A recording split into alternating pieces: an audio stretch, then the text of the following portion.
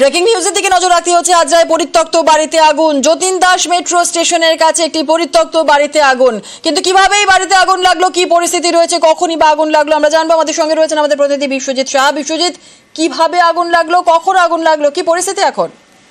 দেখো, ভোরবেলা আগুন লেগেছে এবং এই আগুন 6টা নাগাদ নজরে আসে। দমকলের ইঞ্জিন এসে আগুন নিয়ন্ত্রণে, এই মুহূর্তে আগুন নিয়ন্ত্রণে। একটি পরিত্যক্ত বাড়ি, এই বাড়িতে কেউ সেভাবে থাকতো না, বসবাস করতেন না।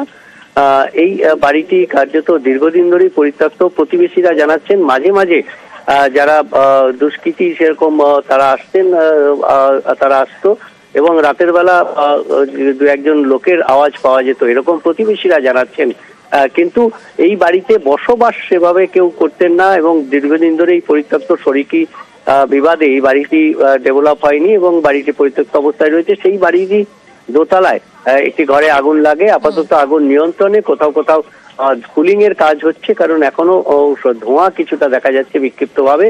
হাজরা মোড়ের একেবারে কাছেই, যতীন দাস পার্ক মেট্রোর ঠিক পেছনেই এই বাড়িতে আগুন। এখনো দমকলের ইঞ্জিন রয়েছে, দমকলের একটি ইঞ্জিন এখনো কুলিং এর কাজ করছে। এই মুহূর্তে আগুন পুরোপুরি নিয়ন্ত্রণে বলেই দমকল সূত্রে খবর। বেশ, ধন্যবাদ।